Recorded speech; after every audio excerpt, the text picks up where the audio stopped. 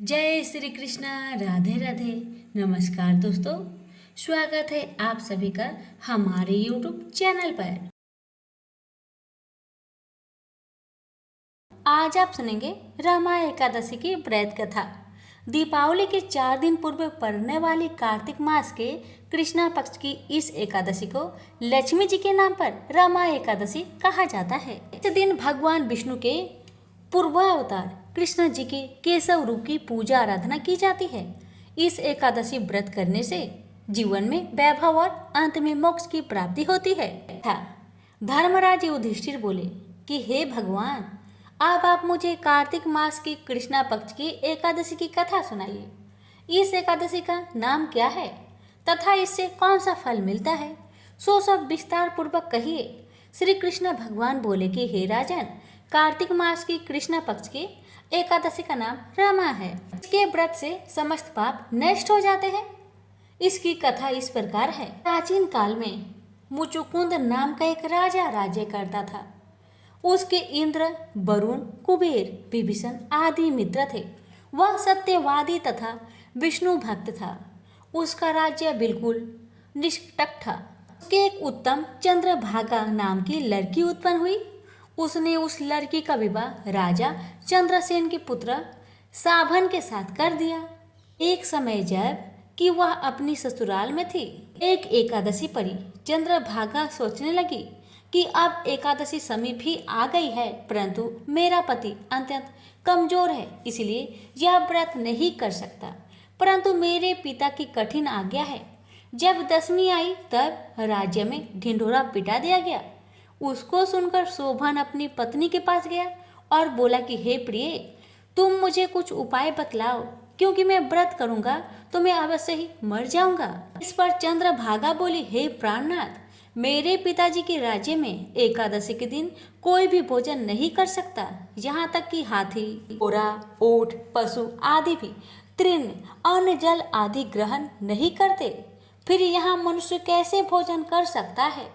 यदि आप भोजन करना चाहते हैं तो दूसरे स्थान को चले जाइए, क्योंकि यदि आप इसी स्थान पर रहोगे तो आपका व्रत अवश्य ही करना पड़ेगा।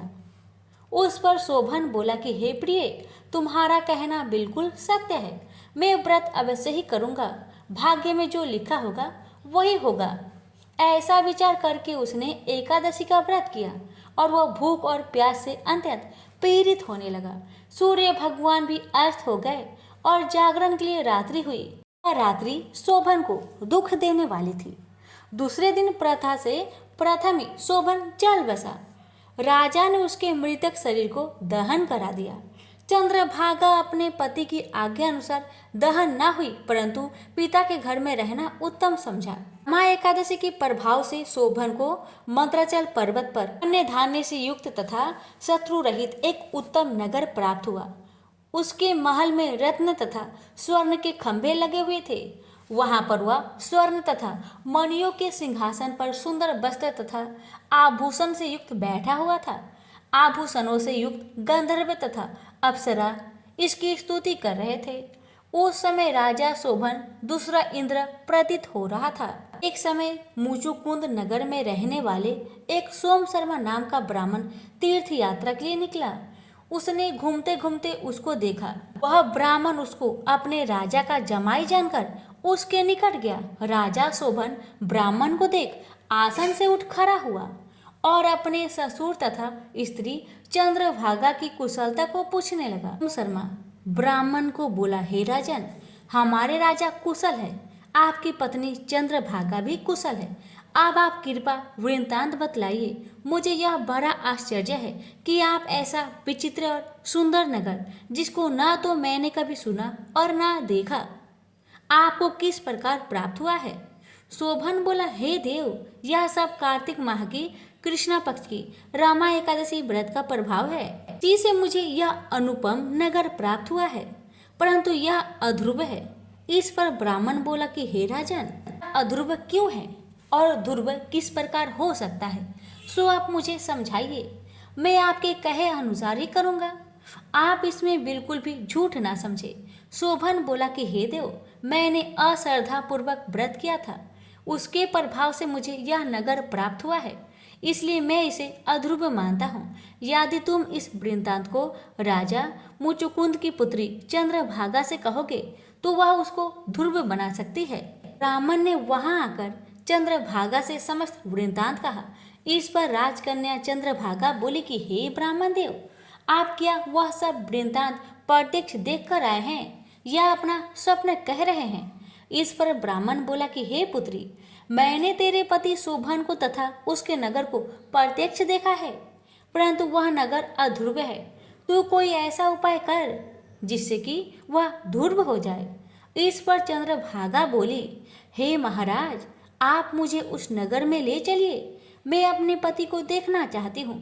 मैं अपने व्रत के प्रभाव से उस नगर को ध्रुव बना लूंगी। चंद्रभागा के वचनों को सुनकर वह ब्राह्मण उसको मद्राचल पर्वत के पास वामदेव के आश्रम को ले गया। वामदेव ने उसकी कथा को सुनकर चंद्रभागा को मंत्र से अभिषेक किया। चंद्रभागा मंत्रों तथा व्रत के भाव से दिव्य देह धारण करके पति के पास चली गई।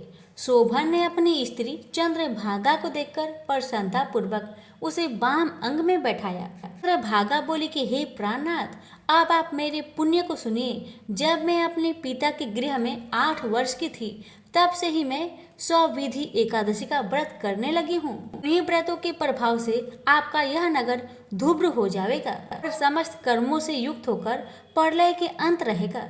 चंद्रभागा दिव्य रूप धारण करके तथा दिव्य वस्त्र अलंकारों से सजकर अपने पति के साथ आनंद पूर्वक रहने लगी और शोभन उसके साथ आनंद पूर्वक रहने लगा। हे राजन, यह मैंने रमा एकादशी का महात्म्य कहा है। जो मनुष्य रमा एकादशी की व्रत को करते हैं, उनके समस्त ब्रह्म हत्या आदि के सब पाप नष्ट हो जाते हैं। मनुष्य रमा एकादशी का महात्म्य सुनते हैं, वह अंत समय विष्णु लोक को जाते हैं। प्रेम से बोलिए श्री हरि लक्ष्मी नारायण की जय। एक बार भगवान विष्णु जी शेष नाग पर बैठे बैठे बोर हो गए और उन्होंने धरती पर घूमने का विचार किया। वैसे भी कई साल बीत गए थे। धरती पर आए और वह अपनी यात्रा की तैयारी में लग गए। स्वामी को तैयार होता देखकर लक्ष्मी माँ ने पूछा, आज सुबह सुबह कहाँ जाने की तैयारी हो रही है? विष्णु जी ने कहा, हे लक्ष्मी, मैं धरती लोक पर घूमने जा रहा हूँ। तो कुछ सोचकर माता ने कहा, हे देव, क्या मैं भी आपके साथ चल सकती हूँ? भगवान विष्णु ने 2 पल सोचा और फिर कहा, एक शर्त है, पर तुम मेरे साथ चल सकती हो। तुम धरती पर पहुंचकर उत्तर दिशा की ओर बिल्कुल मत देखना। इसके साथ ही माता लक्ष्मी ने हाँ कहकर भगवान के साथ चल पड़ी। सुबह सुबह माँ लक्ष्मी और भगवान विष्णु धरती पर पहुंच गए। अभी सूर्य देवता निकल रहे थे। रात बरसात होकर हटी थी। चारों ओर हरियाली ही हरियाली थी। उस समय चारों ओर बहुत शांति थी और धरती बहुत ही सुंदर दिख रही थी। और माँ लक्ष्मी मंत्र मुक्त होकर धरती को देख रही थी और भूल गई कि पति को क्या वचन देकर आई है, और चारों ओर देखती हुई कब उत्तर दिशा की ओर देखने लगी, पता ही नहीं चला। उत्तर दिशा में माँ लक्ष्मी को एक बहुत ही सुंदर बगीचा नजर आया और उस तरफ से भीनी भीनी खुशबू आ रही थी और बहुत ही सुंदर सुंदर फूल खिले थे। यह एक फूलों का खेत था और माँ लक्ष्मी बिना सोचे उस खेत में गई और एक सुंदर सा फूल तोड़ लाई। लेकिन यह क्या, जब माँ लक्ष्मी भगवान विष्णु के पास वापिस आई तो भगवान विष्णु की आंखों में आंसू थे और भगवान विष्णु ने माँ लक्ष्मी को कहा कि कभी भी किसी से बिना पूछे उसका कुछ भी नहीं लेना चाहिए, और साथ ही अपना वचन भी याद दिलाया। माँ लक्ष्मी को अपनी भूल का पता चला तो उन्होंने भगवान से इस भूल की माफ़ी मांगी। तो भगवान विष्णु ने कहा कि जो तुमने भूल की है उसकी सजा तो तुम्हें जरूर मिलेगी। जिस माली के खेत से तुम बिना पूछे फूल तोड़ा है वह एक प्रकार की चोरी है। इसलिए अब 3 साल तक मालिक के घर नौकर बनकर रहो। उसके बाद मैं तुम्हें बैकुंठ वापस बुलाऊंगा। माँ लक्ष्मी ने चुपचाप सर झुकाकर हाँ कह दी। और फिर माँ लक्ष्मी एक गरीब औरत का रूप धारण करके उस खेत के मालिक के घर गई। घर क्या, एक झोपड़ा था और मालिक का नाम माधव था। माधव की बीबी, 2 बेटे और 3 बेटियां थी। सभी उस छोटे से खेत में काम करके किसी तरह से गुजारा करते थे।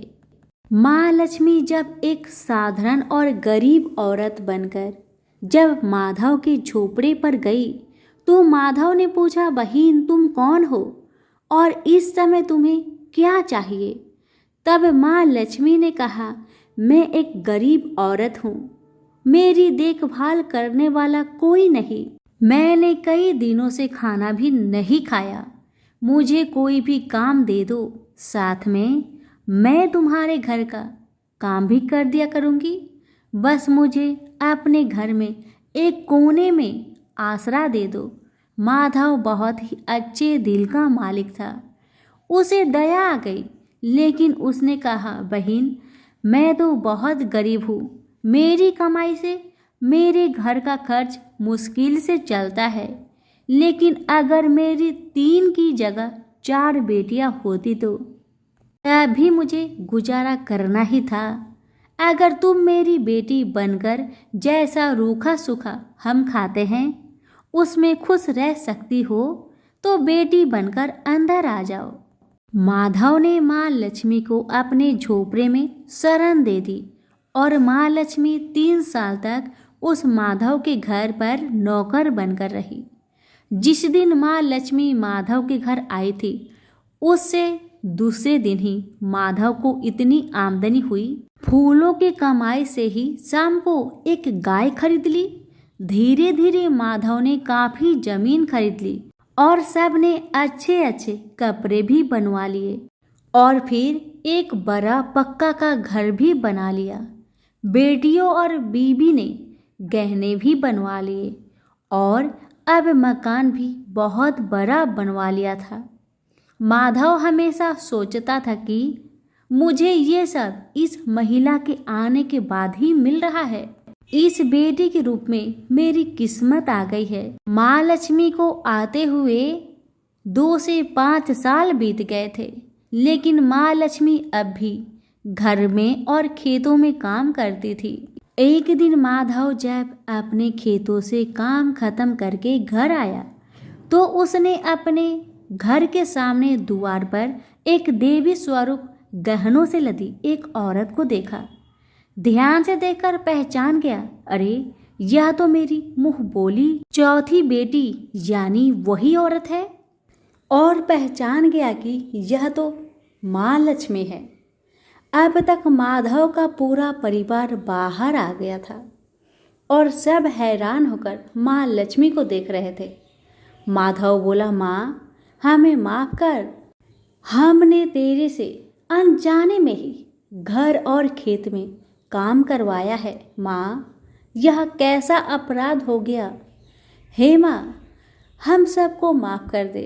अब माँ लक्ष्मी मुस्कुराई और बोली, माधव तुम बहुत ही अच्छे और दयालु व्यक्ति हो, तुमने मुझे अपनी बेटी की तरह रखा।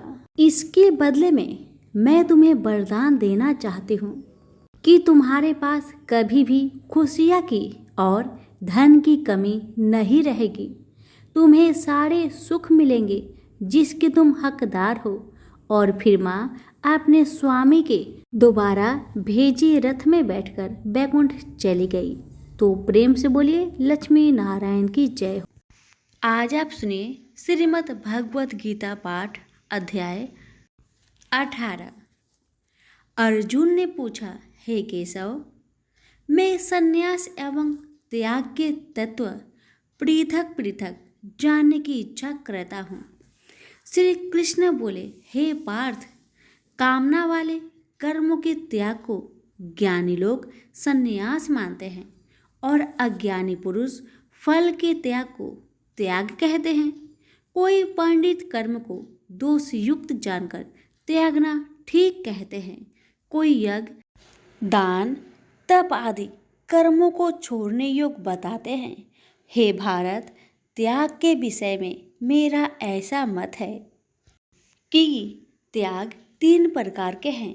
यज्ञ, दान, तप आदि कर्मों को नहीं त्यागना चाहिए। ये सब कर्म आसक्त और फल को त्याग कर करने चाहिए। मेरे निश्चय मत यही है जो सर्वोत्तम है।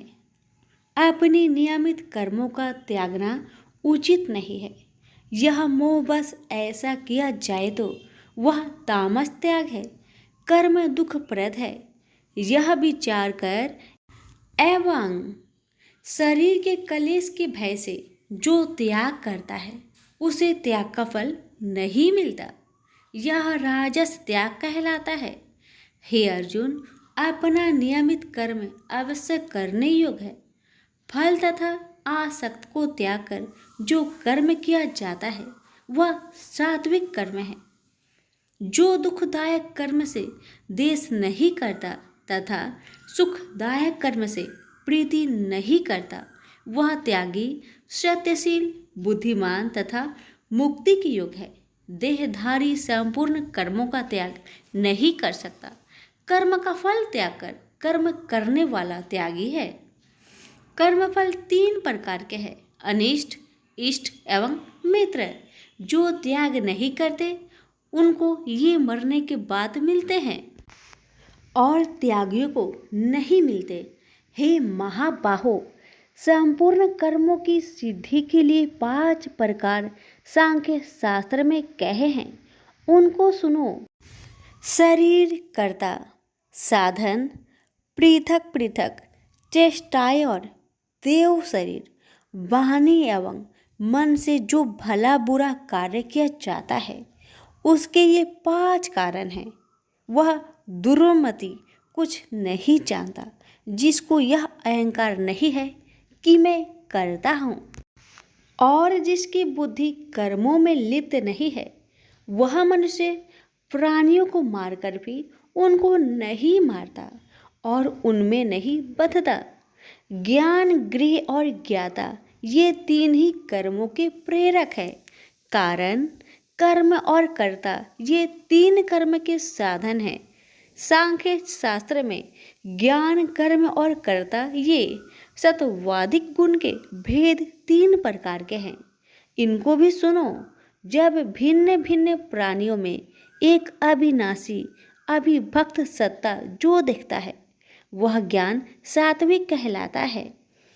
जिस ज्ञान से प्राणियों में नाना प्रकार की सत्ता दिखाई देती है उसको राजस ज्ञान जानो। ऐसा ज्ञान जिसके बिना कारण और सर्वार्थ के जाने एक ही कार्य में लगा रहे वह अल्प और तामस है।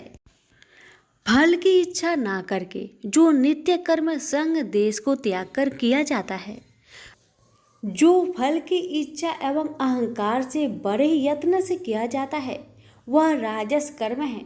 जो कर्म परिमाण धन का खर्च दूसरे की पीड़ा और अपना पुरुषार्थ न जानकर मोहबस किया जाता है वह तामस कर्म कहलाता है। संग से रहित अहंकार, धैर्य और उत्साह युक्त सिद्ध व असिद्धि में समान रहता है वह सात्विक कर्म कहलाता है। गुण की तरह बुद्धि और धर्म के इनके भी 3 भेद है, सुनो। जो बुद्धि पर वृत्ति, निवृत्ति, कर्तव्य, अकर्तव्य, भय, अभय और बंधन मोक्ष को जानता है वह सात्विकी है। हे पार्थ, जिससे धर्म अधर्म और कर्तव्य अकर्तव्य का ठीक निश्चय नहीं होता वह राजसी है।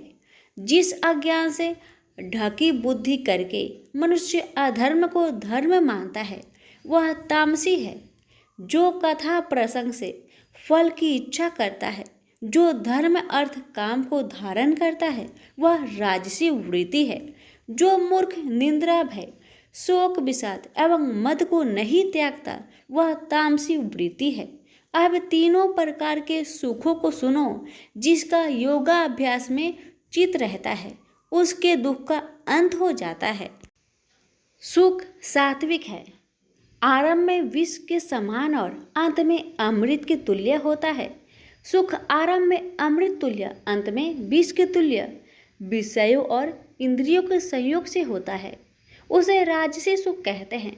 जो सुख आदि और अंत दोनों में मनुष्य को मोह में फंसाता है और जो आलस्य तथा प्रमोद से उत्पन्न होता है वह तामस सुख है। सम, दम, तप, पवित्रता, क्षमा, नम्रता, ज्ञान, अनुभव और परलोक में श्रद्धा ये ब्राह्मणों के स्वाभाविक सिद्ध कर्म है। बहादुरी, तेजस्विता, धैर्य, चतुराई, युद्ध, स्थिरता, उदारता और प्रभुता ये क्षत्रिय के स्वाभाविक कर्म हैं। खेती, गोरक्षा स्वाभाविक कर्म हैं। जो लोग अपने अपने गुणों और प्रवृत्तियों के अनुसार कर्म करते हैं उनको सिद्धि प्राप्त होती है। और जिसने सब जगत का विस्तार किया है उस ईश्वर को अपने कार्य के द्वारा आराधना करके मनुष्य सिद्धि को पाता है। दूसरे उत्तम कर्म से अपना नीच कर्म ही श्रेष्ठ है। सर्वत्र आसक्ति को छोड़ने वाला आत्मा, जीतने वाला, इच्छा रहित मनुष्य संन्यास के द्वारा सर्व कर्म निवृत्ति रूप परम सिद्धि को पाता है। वह फिर कैसे ब्रह्म को प्राप्त होता है? सो मुझसे सुनो, यही इस ज्ञान की परानिष्ठा है।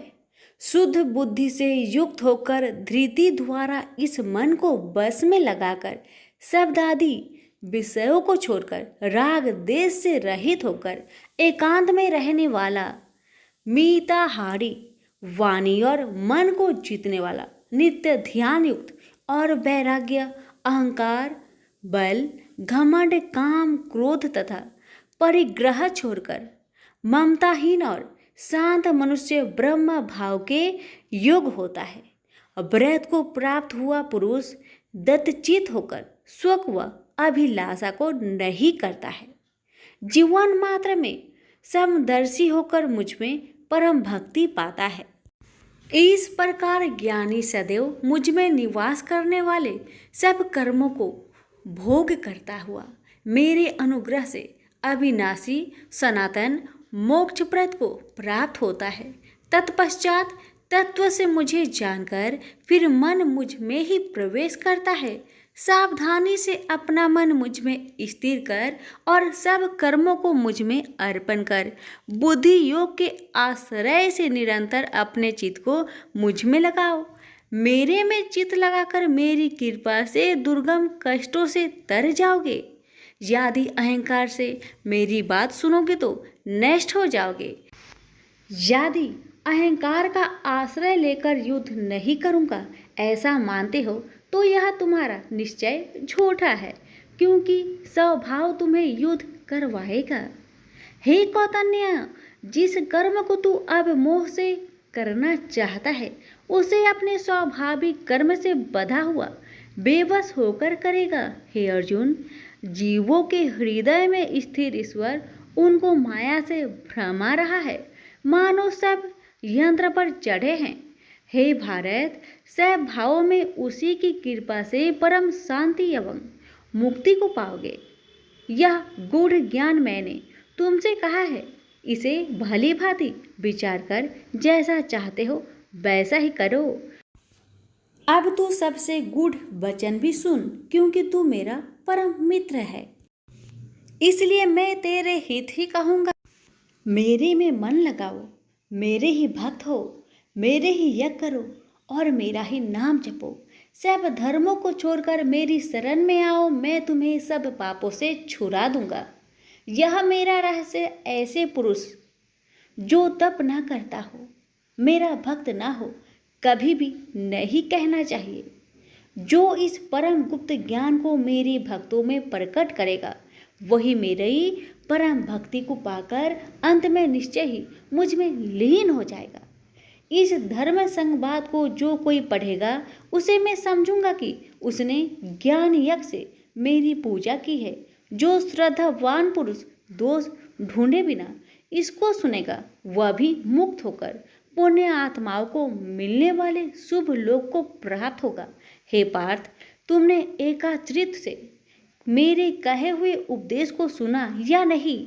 हे धनंजय, तुम्हारा अज्ञान से उत्पन्न हुआ मोह नष्ट हुआ या नहीं? अर्जुन ने कहा, हे भगवान, आपकी कृपा से मेरा मोह नष्ट हो गया और स्मृति जागृत हुई है। अब मैं निसंदेह आपकी आज्ञा पर स्थिर हूँ और जैसा आपने कहा है मैं वैसा ही करूँगा। संजय बोले, हे धृतराष्ट्र, मैंने महात्मा वासुदेव और अर्जुन का यह प्रेरणा देने वाला अद्भुत संवाद सुनाया। व्यास जी की कृपा से साक्षात योगेश्वर श्री कृष्ण जी के मुख से इस परम गुहा संवाद को मैंने सुना। हे राजन, श्री कृष्ण और अर्जुन के इस अद्भुत पुण्य कारक संवाद को स्मरण करके मन बार बार प्रसन्न होता है। श्री कृष्ण भगवान के उस अद्भुत रूप को स्मरण करके मुझे बड़ा ही विस्मय होता है। हे राजन, मैं बारंबार प्रसन्न होता हूँ। मेरी ऐसा धारणा है कि जहाँ योगेश्वर भगवान श्री कृष्ण हैं और जहाँ पार्थ जैसा धनुर्धर है, वही राजलक्ष्मी, विजय, ऐश्वर्य और अटल नीति है। सभी प्रेम से बोलिए श्री कृष्ण भगवान की जय हो। हर महीने में एक बुढ़िया माई तुलसी माता का पूजन और सींचन करती और साथ में कहती, हे तुलसी माता, सत की दाता, मैं तेरा बिडला सींचती हूँ, मुझे बहू दे, पीताम्बर की धोती दे, मीठा मीठा घास दे, बैकुंठा में बास दे, चटक की चाल दे, पतक की मौत दे, चंदन का काठ दे, रानी सा राज दे, दाल भात का भोजन दे, 11 की मौत दे, श्री कृष्ण का कांधा दे। बूढ़ी माई की ये सभी बातें सुनकर तुलसी माता सूखने लगी तो भगवान ने पूछा कि हे तुलसी, तुम क्यों सूख रही हो? भगवान की बातें सुन तुलसी माता कहने लगी कि एक बुढ़िया माई मेरे पास रोज आती है और वह पूजन करके यही बात कह जाती है। मैं सब बात को पूरा कर दूंगी, लेकिन भगवान कृष्ण का कंधा कहाँ से लाऊंगी? तो भगवान बोले, जब वो बुढ़िया मरेगी तो मैं अपने आप उसे कंधा देने आ जाऊंगा। तो बुढ़िया माई से कह देना। समय बीतता गया। जब बुढ़िया माई मर गई, सब लोग आ गए। जब माई को ले जाने लगे तो वह किसी से न उठी। तब भगवान एक 12 बरस के बालक का रूप धारण करके आए। बालक ने कहा, मैं कान में एक बात कहूँगा तो बुढ़िया माई उठ जाएगी। बालक ने कान में कहा, बुढ़िया माई मन की निकाल ले, पीताम्बर की धोती ले, मीठा मीठा घास ले, बैकुंठा बास ले, चटक की चाल ले, पटक की मौत ले, कृष्ण जी का कांधा ले। यह सुनकर बुढ़िया माई हल्की हो गई। भगवान ने कंधा दिया और बुढ़िया माई को मुक्ति मिल गई।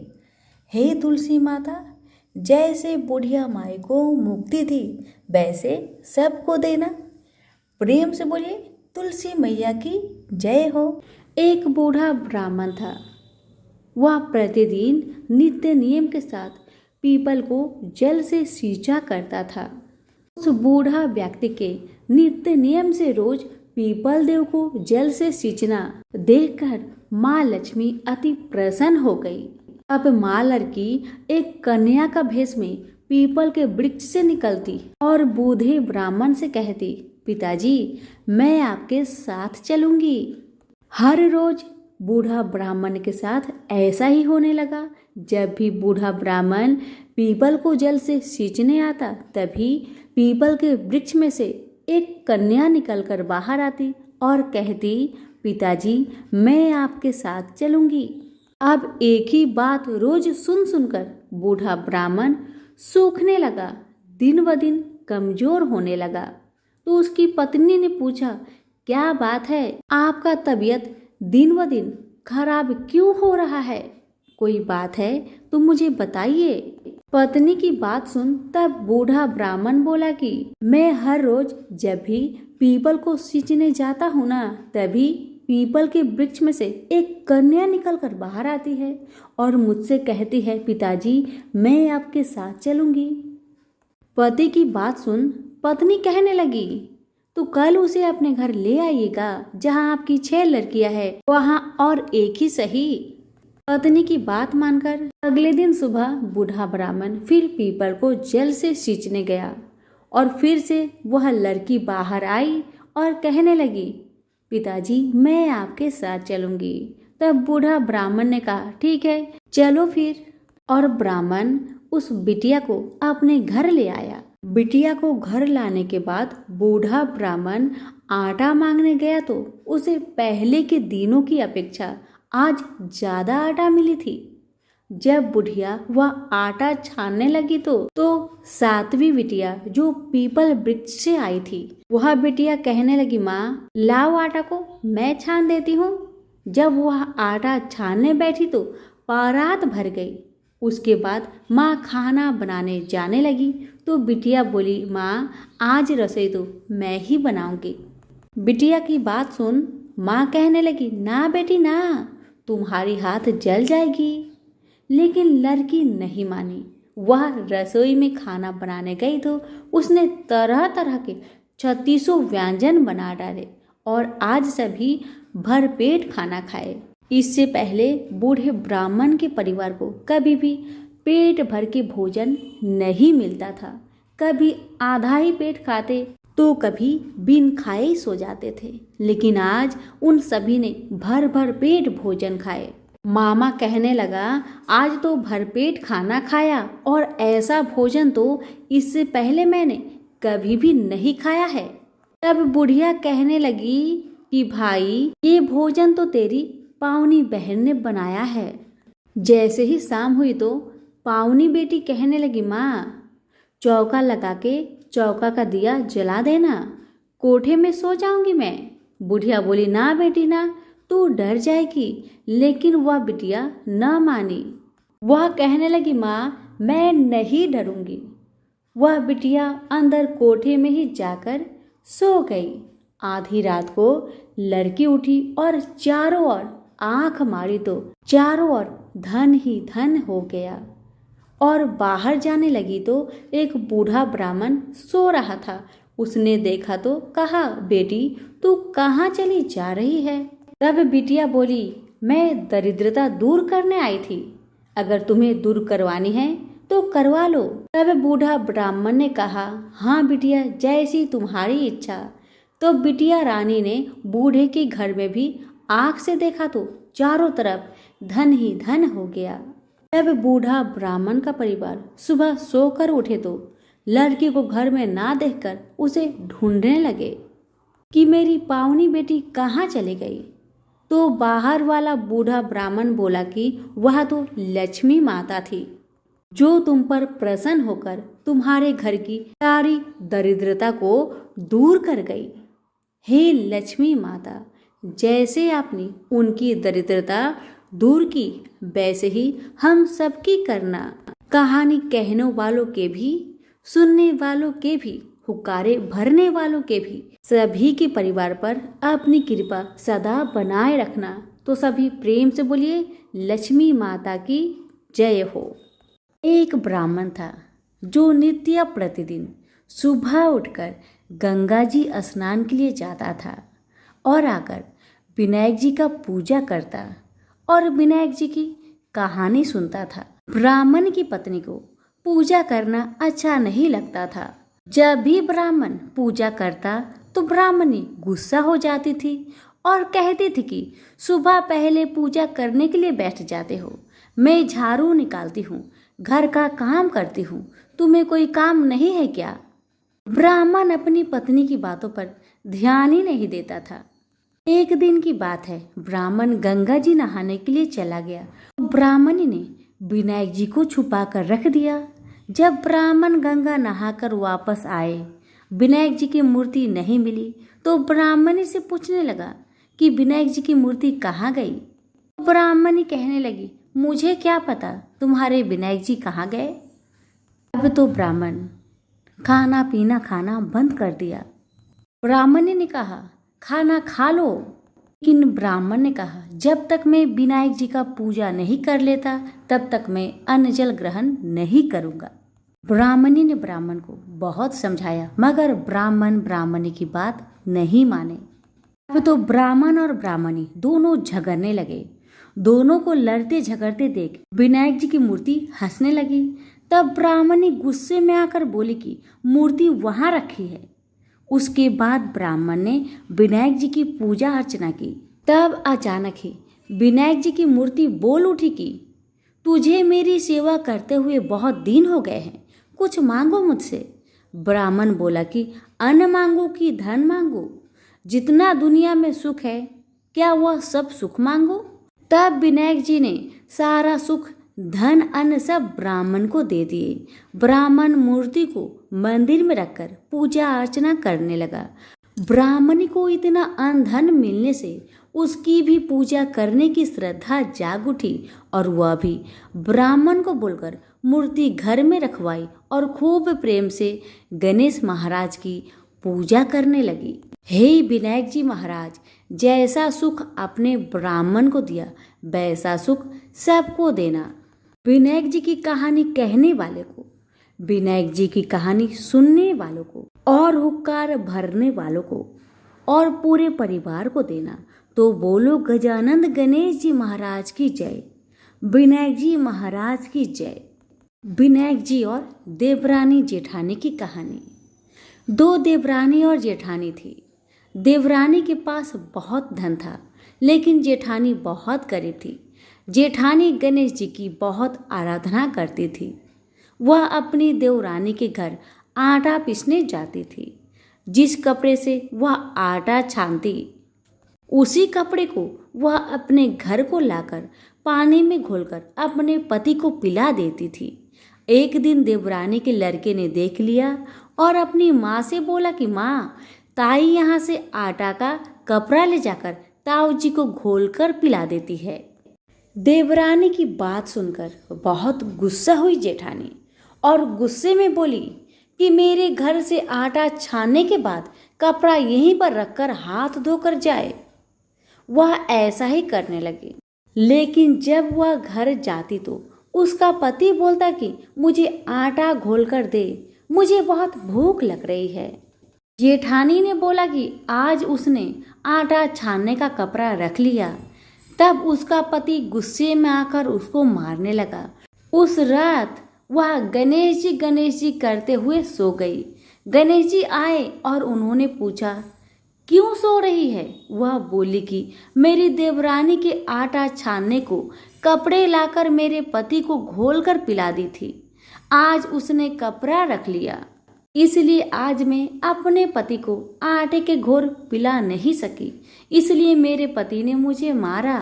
गणेश जी ने कहा कि मैं घर घर से तिलकुट्टा खाकर आया हूँ, इसलिए मुझे शौच जाना है। कहाँ पर जाऊँ बताओ? उसने कहा कि महाराज बहुत जगह पड़ी है, कहीं पर भी चले जाओ। गणेश जी शौच करके वहां से चले गए। थोड़ी देर बाद जब उसने उठकर देखा कि सारा घर तो हीरे से जगमगा रहा है, वह धन को इकट्ठा करने लगी तो देवरानी के घर जाने में देर हो गई। देवरानी ने लड़के को भेजा कि देख कर आओ, आज ताई क्यों नहीं आई।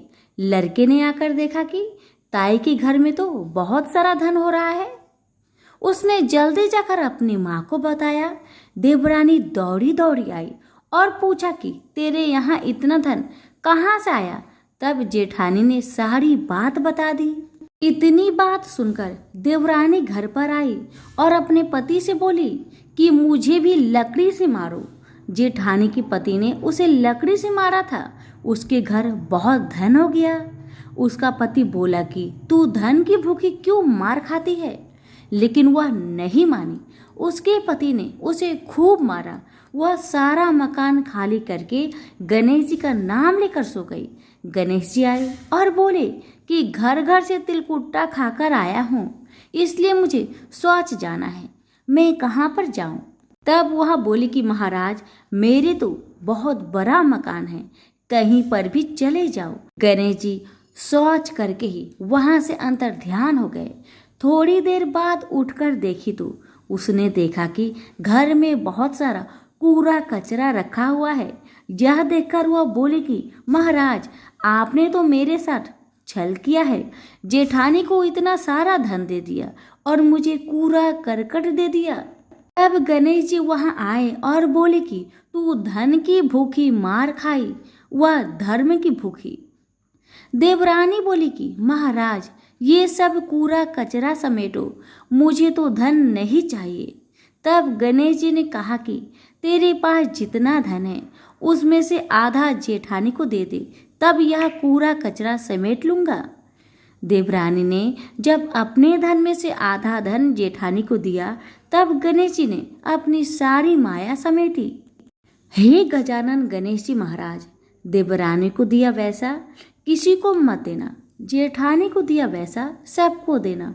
विनायक जी की कहानी कहने वालों को, विनायक जी की कहानी सुनने वाले को, हुक्कार देने वाले को और पूरे परिवार को देना। तो बोलो गजानन भगवान की जय।